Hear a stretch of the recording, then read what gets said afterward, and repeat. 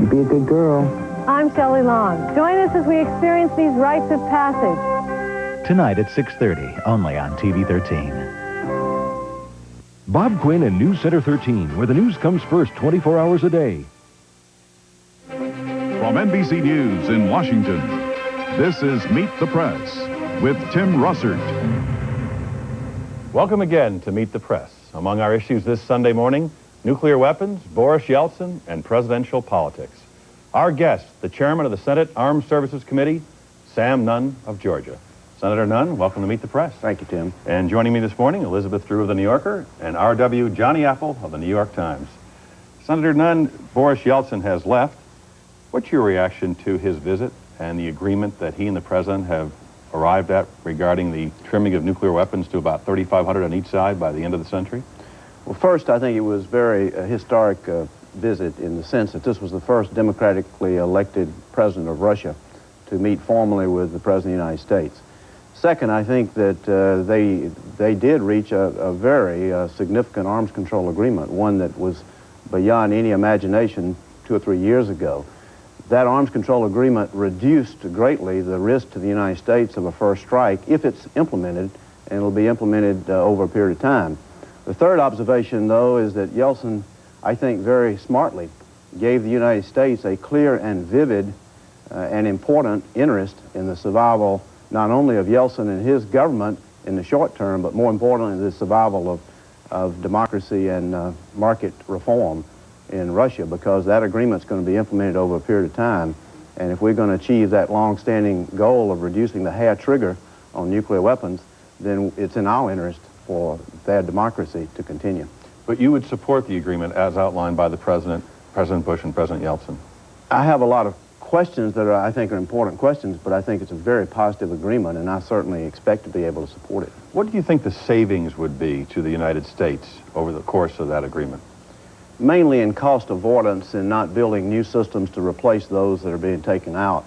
In terms of the new agreement, the thing that's unusual about it is we're not reducing so much systems as we're reducing the warheads on those systems. So to continue to operate those systems, like bombers, are going to be conventional rather than nuclear now, and that doesn't save a lot of money. And then you've got missiles that, like on Trident submarines, that instead of having 10 or 15 warheads, they're going to have half that, and you still have to operate the submarine. So it's not enormous savings in the short term, although we'll save money on the MX missile because there'll be no more MIRV land-based missiles on either side. There's some estimates of about $100 billion over 10 years. Would you agree with that? Not from this agreement, no, I don't agree with that. I think that we can save that much money over a period of time, and certainly over 10 years, but not because of this particular agreement. One of the items that was discussed with President Yeltsin and Bush was SDI, Strategic Defense Initiative, Star Wars. The other day, for the second time in 3 months, the test did not seem to work. You've been a strong proponent of SDI. Do we need it now, based upon this agreement and its ineffectiveness in the testing? Well, Tim, a test program takes a lot of time, and any test program is going to have some failures. That's the reason you test. If you didn't have failures, you never would have to test at all. That's what you're doing. Second, I have never supported President Reagan's dream of a perfect defense. I have felt for some time we needed to move our defenses more toward the realistic threats, which include accidental launch of a nuclear missile, which include unauthorized launch by some renegade, or includes the growing threat over the period of the next 10 or 15 years of third country development of missiles and or nuclear weapons. So that's the kind of system that I think we ought to aim for. It would be a ground-based system using space-based sensors to meet the realistic threat, and it would cost a lot less money than originally planned. And you're not concerned at all about the developmental stage of SDI at this point? Oh, I'm concerned about a lot of things on the SDI. We don't have time on this program for all of my concerns to be expressed. I think we need to take another look at the management. We're moving into procurement stage now. I think that requires a different kind of management. I think we need to take a whole nother look at the timetable. In the Act last year, we said 1996, but we said that the ground-based system had to be cost-effective and technologically achievable, and it appears that those two goals are in conflict. I think we have to readjust the time frame, and I think we have to go for a low to medium risk program. I don't see a threat so alarming and so impending that we have to go on a crash program here that would waste a lot of money. Elizabeth? Speaking of money, Senator, not long ago you voted in effect to not remove the wall that's in the budget agreement between domestic and defense spending. It was put there in 1990, before the collapse of communism, to protect defense spending. Don't you think that that can be revised now? It can be revised if there's a bottom, if there's a floor under which defense spending can be assured for the next couple of years, so we don't wreck the morale of the people in the military and basically do what we've done after every war, and that is build down so rapidly that we create a vacuum for the next conflict to arise. I hope we can avoid the mistakes of history.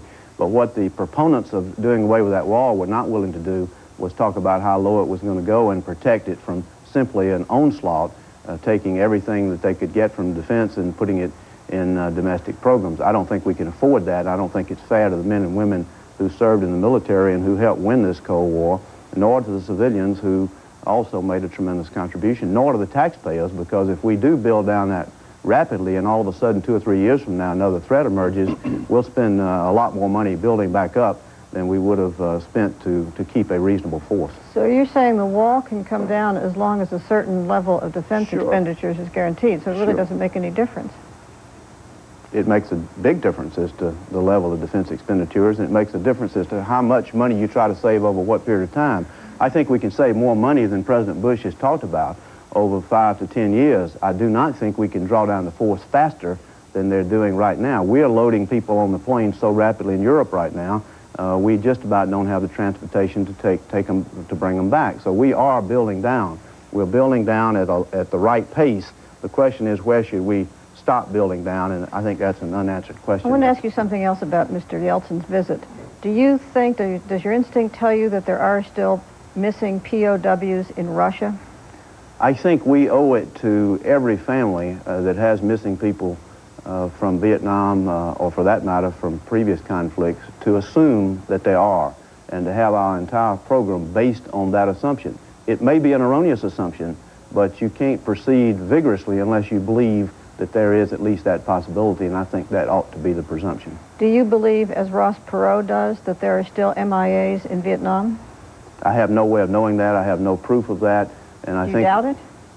I think, again, we have to assume that it's possible and proceed as if it is, and I think that's what we owe the families, to proceed in that fashion. But I think we ought to also not raise false hopes and tell people that things are there in terms of tangible evidence when we don't have tangible evidence. And we also ought to realize that there are a lot of con artists out here that see this emotional issue as a way to make a fast buck, and we have to be cautious in that respect. Senator, one of the other aspects of the Yeltsin visit is, of course, U.S. aid to the Soviet Union. The president's package has been on the Hill. You have said you support it in general terms, but your party has been pounding away at it. On the very day that the big agreement was announced on missiles, Speaker Foley said he doubted that it would be passed. Other people in the House and some in the Senate have said the same thing. What do you think is going to happen? I think we're going to pass it in the Senate. We're going to take it up on Tuesday.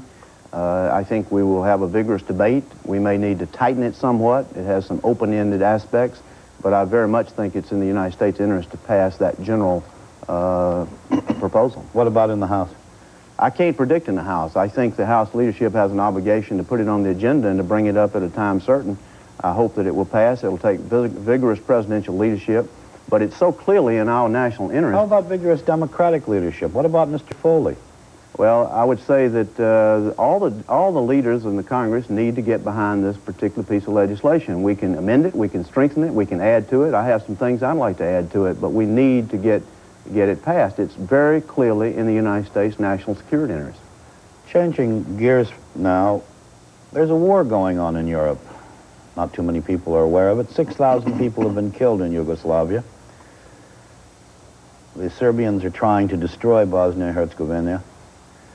What's the difference between that and what happened in Yemen? I beg your pardon, Kuwait. I'd say the big difference is the United States had a strategic interest in the Middle East because of the oil and because of the threat to the oil pipelines. I mean, that's clear. We certainly weren't going in there to save democracy in Kuwait. I mean, that's obvious to everybody who was aware of what we did before and what we've done after. But in Yugoslavia, we don't have that same stake. We do have an important interest there. We have an interest that I think demands we work with the United Nations and with the Europeans to do everything we can to protect human life, to provide humanitarian relief and to bring about a ceasefire. Any circumstances at all under which you could see American troops being sent to Yugoslavia to try to stem this carnage? I hope it is not required. I think we ought to make contingency plans for it as a part of a broader United Nations or international force, not alone.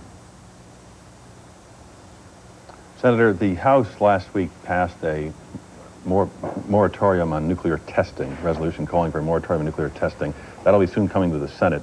Are you supportive of that? I think we need to move from the status quo. The administration has created a vacuum by lack of leadership in this area.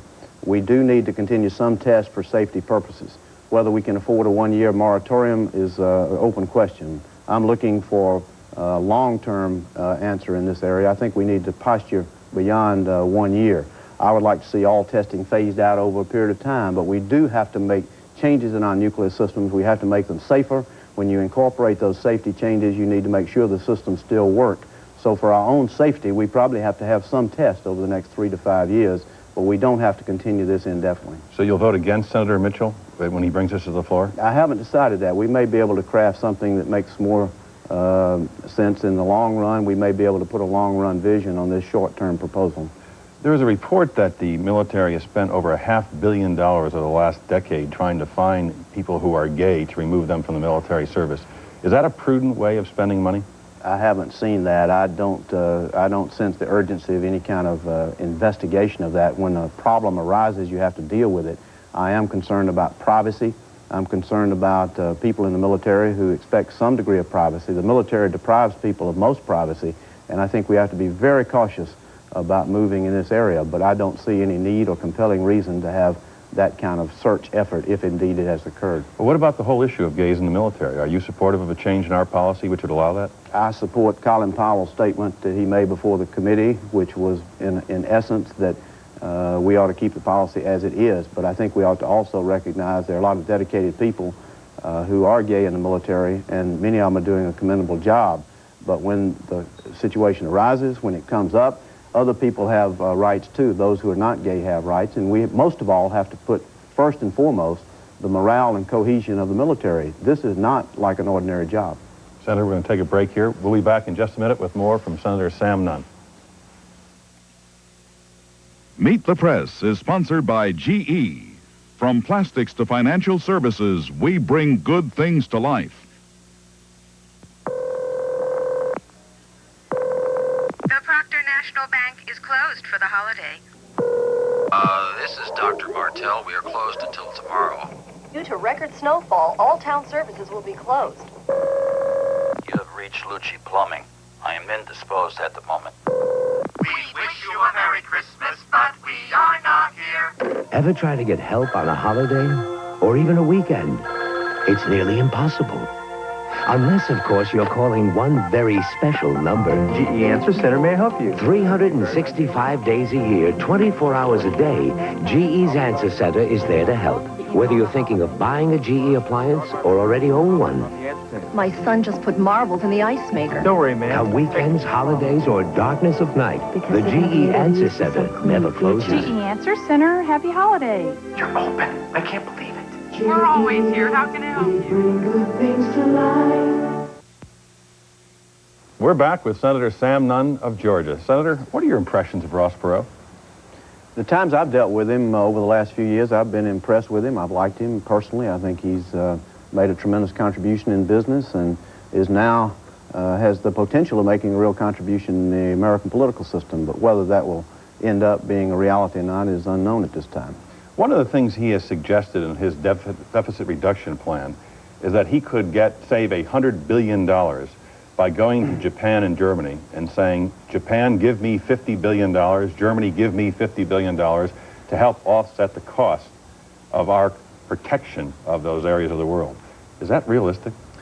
I don't think that's realistic. I don't think most of the proposals I've heard on the campaign trail by most of the candidates out there are realistic. I put this one in a bizarre kind of category, as well as thinking you're going to balance the budget by having people voluntarily give up Social Security and Medicare. I think it's much more complex than that. I hope we'll have a real debate on these issues, and all the candidates will be required to make their positions known, because we're not going to solve the problem, Tim, unless people understand the problem before people get elected. Because once they get elected, they've made all these commitments and promises and gestures as if things are going to be easy, and then people all of a sudden say, wait a minute, you told us it was going to be easy. We didn't expect to make any sacrifices, and that's when you run into disillusionment and problems. So the Ross Perot candidacy, I think, has the potential of stimulating this kind of debate, but it also has the potential of continued disillusionment, which could grow worse after the election. I also see that the Perot candidacy is a real challenge to political parties.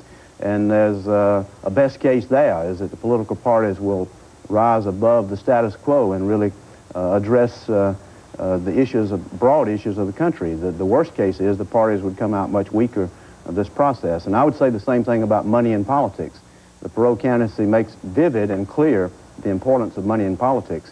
It can either continue the status quo of making money more and more and more dominant in politics, or it can cause us all to sit back and scratch our heads and say, we got to have some reform here. Elizabeth? You just said you see proposals on the part of all the candidates that aren't realistic.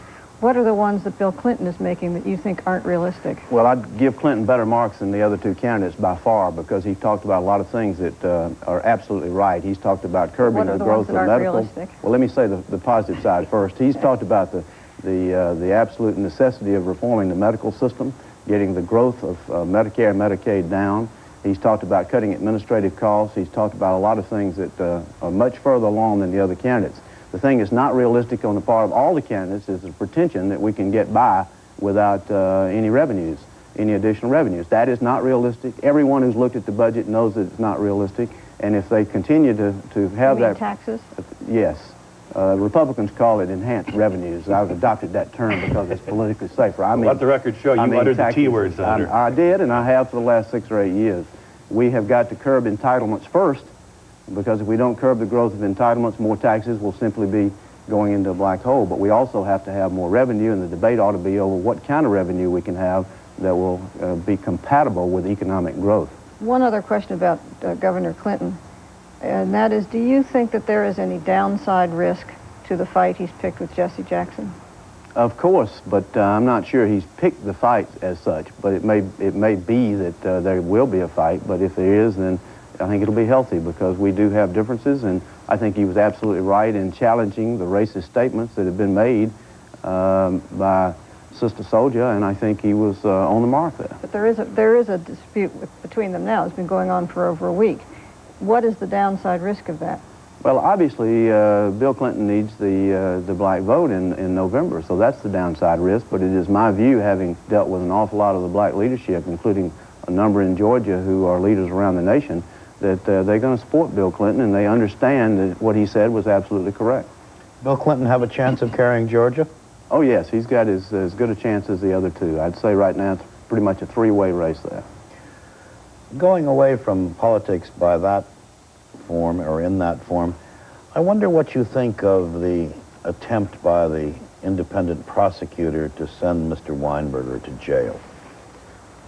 Well, I'm hopeful that that the evidence will not indicate, when this matter goes to trial, that Cap Weinberger intentionally misled the committees or the Justice Department or the FBI. I'm hopeful that'll be the evidence. We don't have evidence yet. We have an indictment, and an indictment is not evidence, so we have to wait for the trial. But it is clear, no doubt about this, our committee, the Iran-Contra Committee, asked for that information. That is, any information relating to those November meetings. We did not get that information. So the question is one of intent. The question is one of whether these documents, handwritten documents, are relevant. And those are questions for the jury. When you say a question of intent, you mean you think there's a possibility that Mr. Weinberger forgot about these things that he'd been taking at every presidential meeting he had ever been to? I think that will be a question for the jury. Have you ever seen any of these papers that are at the Library of Congress and that are at the heart of this thing? No, I have not seen those papers. I do know the questions we asked in the Iran-Contra Committee, and I know what the deposition said, and I know what the answers were. Do you think that if Mr. Weinberger is found guilty, it will finally point a stern finger at Mr. Reagan for having been deeply involved in this? I don't want to answer that hypothetically, because we've got to wait until the jury trial, and I'm not going to presume his guilt and his jury finding of that respect. He's been a dedicated public servant for a long time, and it is my hope that that he did not intentionally mislead the committee or the FBI or the Justice Department. So let me go back to Reverend Jackson again. It seems that every 4 years we have this dance between Reverend Jackson and the nominee of the Democratic Party leading up to the convention. Is his behavior, particularly now with Governor Clinton, helpful to the Democratic Party? In some respects, it has been. He's made great contributions in a lot of respects. He's been a tremendous leader in helping young people. He's been a builder of self-esteem in black youth in the cities. He's appealed to Americans of every color to join and unite. So a lot of things that I give on the positive side of the Jesse Jackson ledger. On the negative side, each campaign, it appears that as we get close to the convention, he expects the candidates to pay homage to him. And I think that while the black vote is very important, people sense that as a sense of weakness on the part of the candidates. I hope Bill Clinton does not fall into that pattern, and I hope Jesse Jackson does not demand that. Well, he even told our colleague Johnny Apple here that Governor Clinton had a character flaw in his response to Sister Soldier. Well, all of us have character flaws, and I think we ought to examine our own. I probably have a few myself. But use of that word only reinforces the difficulty that Governor Clinton has. Well, it wasn't helpful, but nevertheless, I hope they'll get together at some point. I think the black leadership's going to be behind Bill Clinton, and I hope Jesse Jackson will also be behind him. Senator Nunn, we'll have to leave it there. Thanks for joining us on Meet the Press. Thank you. And in a moment, I'll be back with Elizabeth and Johnny to assess the presidential race. But I could not believe it when I ate it. It was just, they're just absolutely wonderful. I've learned to like them quite a bit. We take them home and eat them pretty regularly. They were really delicious. I liked them. They're just good. Oh, they'd get a 10 for sure. They're talking about it in the Midwest. It's quick.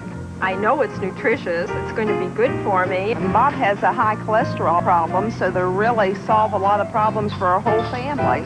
And soon it may be in the lips of people everywhere. If he says it's good, it is really good. Yeah, I like them. It's the Midland Harvest brand Harvest Burger, an all-vegetable patty from the Archer Daniels Midland Company.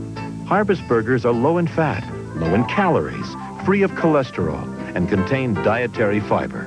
Qualities that are in growing demand by today's health-conscious consumers. And what are people saying about the taste? We couldn't have said it better ourselves. ADM, supermarket to the world.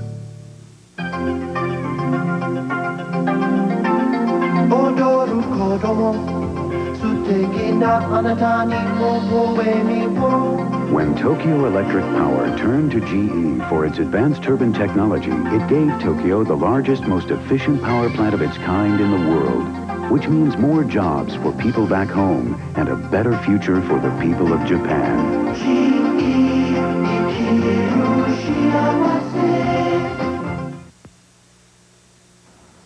We're back. Johnny, Elizabeth. It's the end of June. Ross Perot is still here. He hasn't self-destructed as many people had predicted. In fact, the Los Angeles Times estimates that he's ahead in 17 states, which would account for 243 electoral votes. What is going on? Well, it is a phenomenon. You predicted a while ago that he would be first in the polls around now, and you were right. What's going on is that at the same time that people don't know very much about him, he represents hope, he represents a change, he represents something different from the other two candidates. I don't think you can look at the Perot phenomenon without understanding that it arises out of unhappiness with the other two probable candidates. What about the things that have been written? If they had written about Dan Quayle or Bill Clinton, that they wanted to get out of the Navy because there was too much cussing, or you need a surtax before you commit troops to war, or that they kept pictures of Pentagon officials in their safe, why doesn't it register? Why doesn't it resonate? I'm not sure it isn't beginning to register. It takes a while. And because his candidacy is backed by an almost faith that this is a different kind of person, and the first stories will be, well, the media elite in the Beltway, just to get all the pejoratives in there, sure, are trying to tear down this wonderful man. But bit by bit, as these stories accumulate, I think people are going to begin to pause, and there is some polling that suggests that that's beginning to happen. But he still has extraordinary strength for an independent candidate at this stage of the campaign, Johnny. He does, and as I think I said on this program 6 or 8 weeks ago, one of the reasons is that the people who like Perot hate us. So every time we go after him, not to put too fine a point on it, they say, well, they would do that, wouldn't they? So I think it'll take quite a long time before we have much impact on him. However, he is beginning to go into the real world in terms of policies. And yesterday in Boston, in terms of that wonderful American tradition, heckling. He looked like a much diminished billionaire, at least to me, when he was standing up there like poor old Hubert Humphrey in 1968, unable to finish his speech because a few people were screaming and shouting. In this case, I believe it was for gay rights. He's going to stay with us. He's not going to fade away. He's not going to get 4% in November. But he is going to be more and more subject to the rules of ordinary presidential campaigning as we get into an ordinary presidential campaign. He has the luxury of waiting until the end of August for his independent convention, and the luxury of waiting until the end of August to select the vice presidential candidate. Yep. There was talk, Howard Baker was suggesting the other day he not take anyone for vice president, just run it by himself. He can't do that in some states. In some states, election laws require that you have a vice presidential candidate. He could have an empty suit if he wanted to, but he has to have one name. I think that's one of the things he'll be judged by, is how he handles that. And how does he get one who is unorthodox and yet at the same time is plausible as a potential president? But the stronger he stays, the easier it becomes to recruit someone to his ticket. Johnny? Yes, it does. And I think one of the interesting things about the Los Angeles Times survey and others is that at the moment they show it as a two-man race, not a three-way race. Bill Clinton isn't in it. Johnny, Elizabeth, thank you. That's all for today. Happy Father's Day, Dad. And Luke, my son and star second baseman, thanks for making me the proudest papa in the whole wide world. We'll be back next week. If it's Sunday, it's Meet the Press. See you then. This is the biggest oven I've ever seen.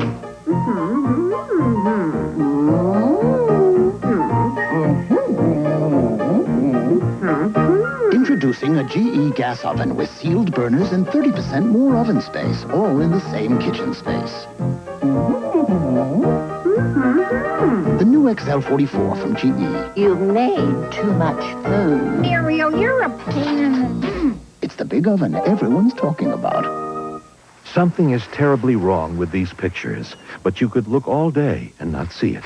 The problem is carbon monoxide, an invisible, deadly pollutant emitted in auto exhaust. Fortunately, there's a way to help reduce these emissions. Ethanol, a renewable fuel derived from corn grown by the American farmer. And beginning November 1st, the Clean Air Act will require motor vehicles to use oxygenated fuels such as ethanol in 39 of the nation's most polluted cities during the 5 winter months. In 1988, when the program was introduced in the Denver area, atmospheric levels of carbon monoxide dropped 8% in the first 2 months. And this coming winter in Denver, the use of ethanol-blended fuels is expected to exceed 50% market share. So while the problem may be invisible, the solution is becoming clearer every day. Meet the Press has been sponsored by the Archer Daniels Midland Company. ADM, supermarket to the world.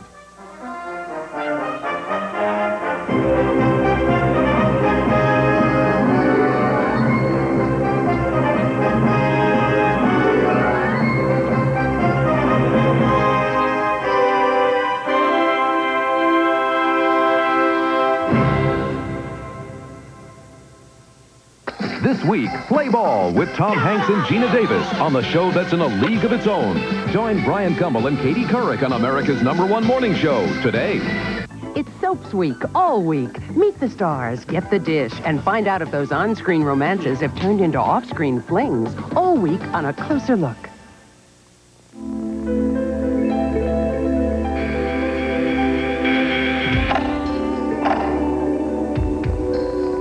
We'd like to thank the editors of the car magazines for all the kind words they've said about the Lexus LS4.